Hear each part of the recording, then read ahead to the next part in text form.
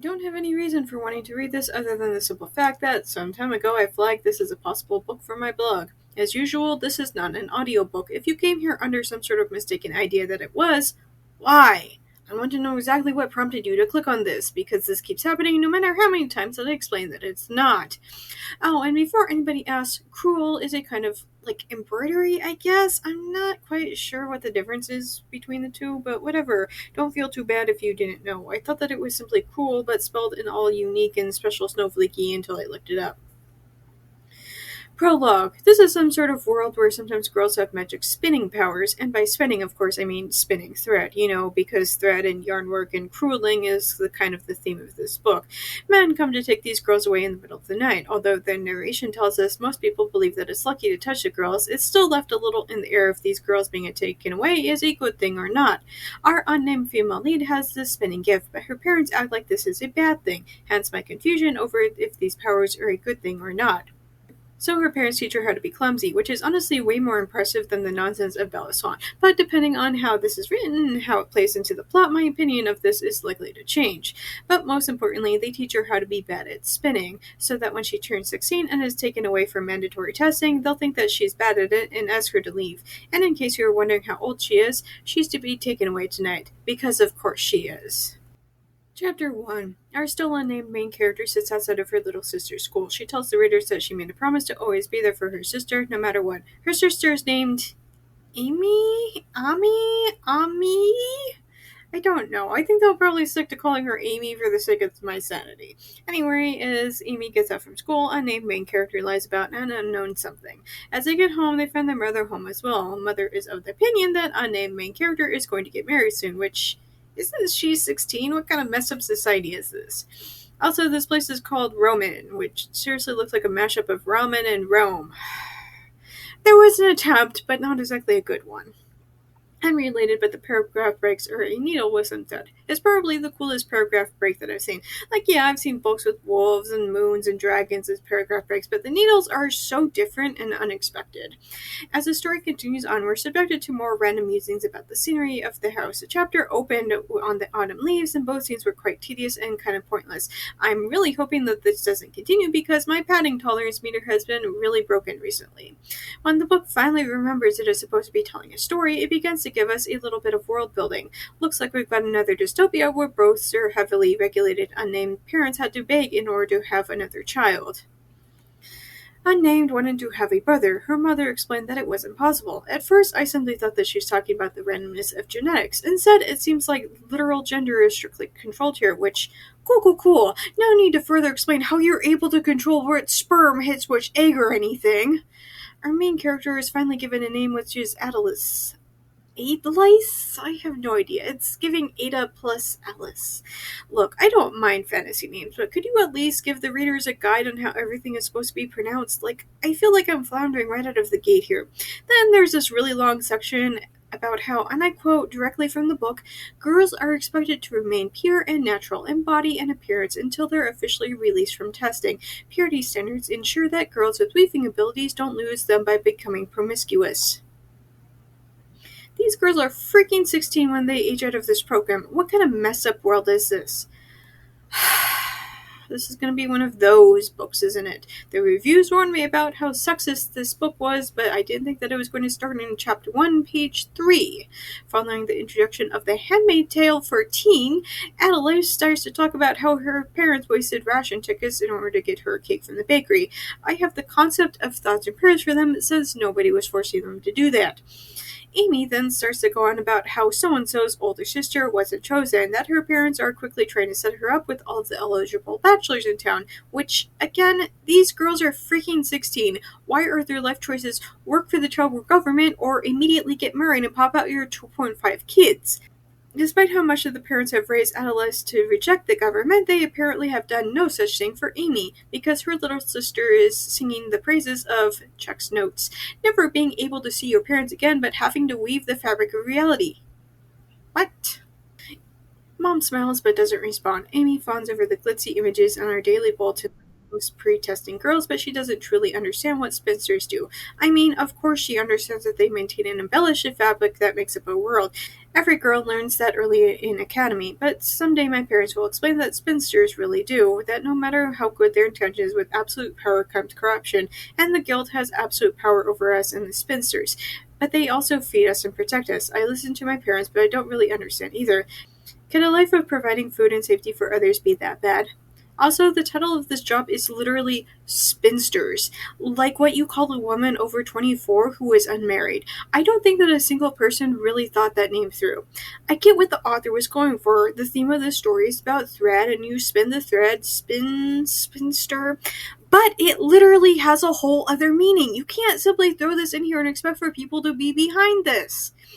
My husband thinks that it's intended to be used as a derogatory term for these women that somehow became mainstream, without me giving him literally any other context, but I fear that he is giving this book way too much credit.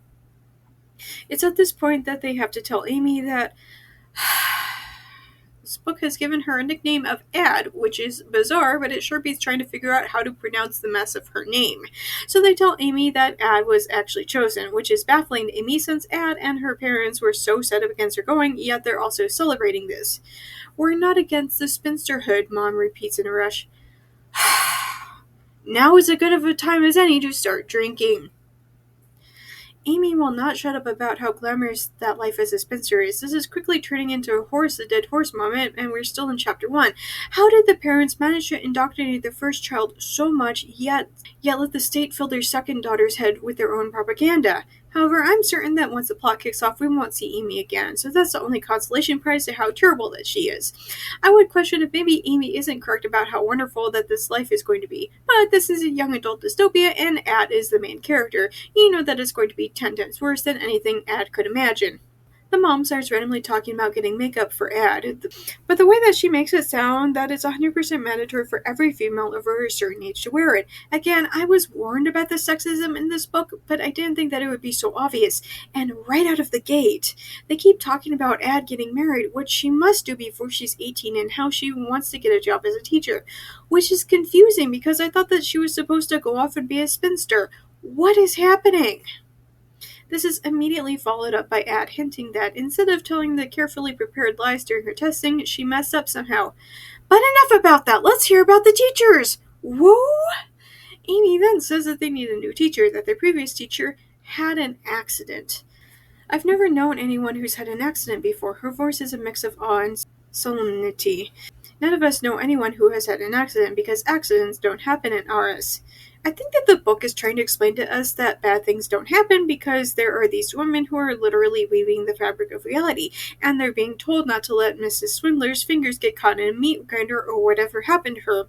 I also have no idea what Aris is. I think it's the entire world, and Roman is the name of the city where they live, but who knows? Amy says that she doesn't know, only that the principal told them that the guild was going to investigate. She then looks to her parents for reassurance that Mrs. S is going to be okay, which her parents obviously agree with. Again, how is this girl so gullible and naive? I get that she's 12, but come on, that's old enough to start questioning everything. However, as soon as they tell Amy this, the parents start to discuss it, literally right in front of Amy, like she's somehow too stupid to understand. But then again, tell me that I'm wrong. They say that it must have been an awful accident in order for the principal to have told the students this at all. However, none of them have heard anything about this, so they don't know what to make of it. They start to eat the cake, but then this is interrupted by people coming for Ad. Adelis Lewis, who has been called to serve the Guild of 12, blessings on the spinsters, and Aris. Okay, so I didn't see it before, but when they say it all formally like this, Aris is giving serious Arrakis vibes. This doesn't have anything to do with anything, but I thought that I'd point it out. The parents take the girls down to the basement where they reveal that there's a tunnel. Before she goes, the dad puts something into Ad's skin to help you remember who you are. It looks like an hourglass. Then Ad goes into the tunnel, and her parents close it up behind her. So our story has officially begun, I guess. Chapter 2. Naturally, guards Prologue out from the tunnel. They drug her up, which makes her loopy. Then we're subjected to her... Can we not? We're subjected to her mooning over the super handsome captain of the guard, except that he's much older, as indicated by his graying hair. Please don't let this be endgame. It's bad enough that we have to have a detailed description of what he looks like. Don't give us inappropriate age gap relationships in a young adult trilogy. They literally demand Ad's compliance in all of this. Tell her that there's already one body, but not who they killed. I think that I'm starting to understand why her parents would have wanted to keep her well away from this. As they front march her away, they take her past a body bag that's dripping blood. They warn that if Ad doesn't go along with them, then there'll be more bodies in bags. And then Ad gets angry when some of them start to go for the abandoned cake, because, yeah, that's the priority right now. These people are literally kidnapping you, and you're worried about a cake. A random celebrity shows up named Cormac. No, I don't really know what's happening either. They make Ad walk out with Cormac and wave to the crowd of people who've gathered. Then they stuff both Ad and Cormac into a car and leave. In the car, Cormac is kind of a raging jerkwad. They go to a train station where they force Ad to change into a white dress and new shoes. Then they get onto the train itself. On there, one of the waiters is insanely rude and sexist towards Ad. Apparently, women are objects in this world and only good for one of two things. The first is secretary work. I'll let you figure out what the second one is on your own. However, Cormac is having literally none of the waiter's sexism and demands that the man treat Ad like a spinster, even though by his own words, Ad is only in consideration. In consideration? They literally killed somebody trying to grab her, and they aren't even sure that they want her? Trash. Despite Cormac insisting that the staff treat Ad like the spinsters, she isn't allowed to speak or even order food for herself. The random other men on the train openly stare at her like she's a piece of meat. The few other women there are obviously in a subservient position to the men. It would have been less subtle if the author hit us with a chair. Cormac tells Ad that if she eats, then he'll answer her questions. So she takes a few bites, and Cormac tells her that her father is dead, and that they captured her sister, but that her mother is currently missing. The missing mom is probably going to come back and be super plot relevant, I'm guessing. Ad insists that she didn't know about the tunnels until her father shoved her into one of them. Cormac doesn't believe her. He goes on and starts talking about how, even though Ad tried to act like she had no idea what she was doing, her raw talent was so much that they almost went to grab her then and there. That honestly would have been better than hunting her down like an animal and murdering her father. Cormac continues on and says that they had a team clean up the mess that they made, which is a really fancy term for altering the memories of the neighbors so that they think that the family simply moved away. After all, we can't have the peasants realizing that the government is going around and murdering people. After they finish eating, Cormac goes over and arranges for something called a rebound room. I have no freaking idea what this is supposed to be, but also neither does Ad. Ad is led into a room by a woman who buckles her in. She warns Ad that she isn't allowed to get up during this and makes it sound like it's a freaking roller coaster or something. Yes, women very rarely rebound, only spinsters and ministers' wives, but they are given anything they want, she whispers. I don't understand, I admit slowly. She leans forward and pretends to adjust the tray. They come and dress up, and we are supposed to give them bulletins and fashion catalogs to pursue, but you... I stare at her, trying to get what she's telling me. My directions were to keep you buckled and locked down. It's great that the author knows what this is, but the readers do not. Some sort of explanation would really go a long way. As the woman turns to go, a helmet comes down over Ad's head to keep her steady. Then she's subjected to... I seriously have no idea. It kind of sounds like one of those rocking motion VR roller coasters, but it also sounds like Ad is having the worst drug trip of her life. She struggles not to vomit, but says that the helmet somehow prevents that, which I also really don't understand. When the helmet comes off, the captain of the guard demands that somebody drug Ad up again. This is the end of the chapter, but I have a few things to say. Mainly the fact that the pacing of this book is kind of all over the place. Most of this was simply hurry, hurry, hurry, but then it would pause to take a breath and give us the most random, useless tidbit information, stuff that had no bearing in the overall plot. Meanwhile, so much was shoved at the readers, yet little was actually explained. The kind of pacing in this book would probably work if this was some sort of contemporary novel with ordinary concepts, because you don't have to take the time to explain to the readers basic stuff.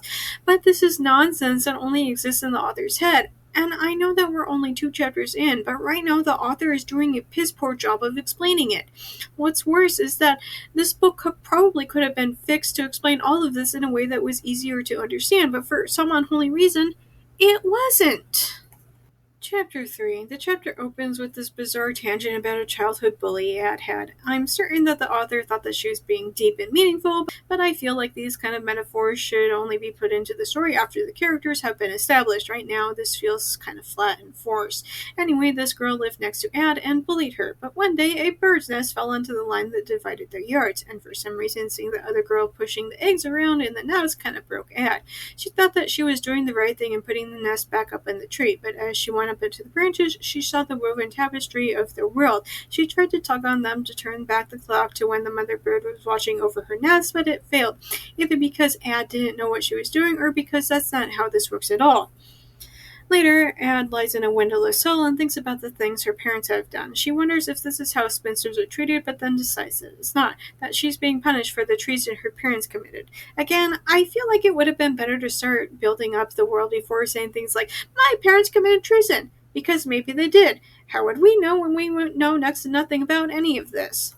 This goes on for close to 3 pages, and while a lot is said, none of it is really explained, so it's kind of a waste of time in my opinion. Finally, somebody comes in to drag her out of the cell. The boy picks her up and starts to cart her off while talking about how, well, at least this one's immune, so at least she won't say nasty, entitled things. Ad is quick to throw that back into his face, that if he has to go scrape girls off from the dungeon floors, then what does that make him? It's been mentioned before, but this world is really, really segregated, to the point where modesty was heavily taught in Ad school. This is pretty much the first time that she's actually talked with anything male who wasn't her father. However, this book continues to hold no punches with both the misogyny as well as the not like other girls trope. The boy prattles on about how she obviously wants some lipstick, wants to wear makeup, blah blah blah. I hate being treated like I'm some stupid metro girl eager to paint her face, curl her hair, and step into the working world. I've seen pictures of the spinsters made up until they look like molded plastic. He goes on to tell her that the reason why they put her into the dungeon was because she tried to run, and no matter what she does from this point on, she's been marked. He warns her to play stupid or else they'll kill her, and is then given her makeover. It's boring and the scene goes on for way longer than it should, which ideally should be literally 1 paragraph to explain that she'd had makeup applied and her haircut, and no more.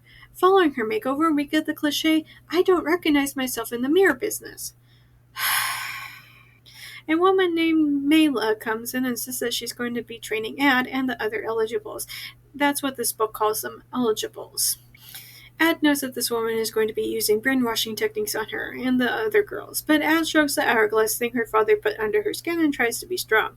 As Mela continues to talk, the entire thing is giving, I sold my daughter to a cult. Now, I don't know much about this world, seeing as how the author isn't doing a whole lot to actually try to explain things to the readers right now, but I'm questioning why every single baby girl isn't handed over directly where they're brainwashed from the start.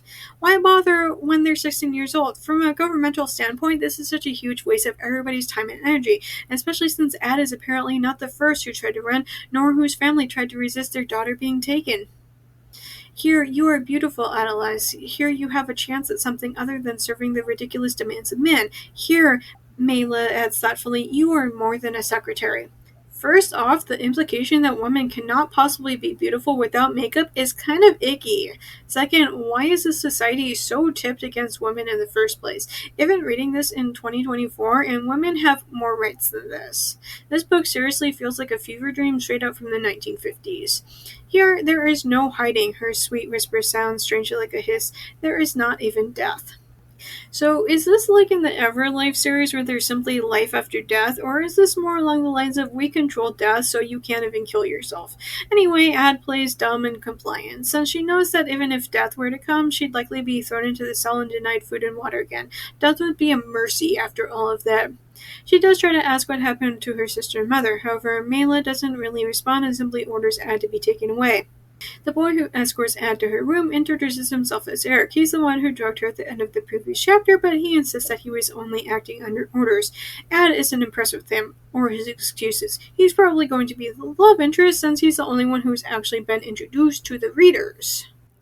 Thanks for listening to my book Snark on YouTube. New videos are up every Monday, but stick around because I sometimes drop random videos on other days too.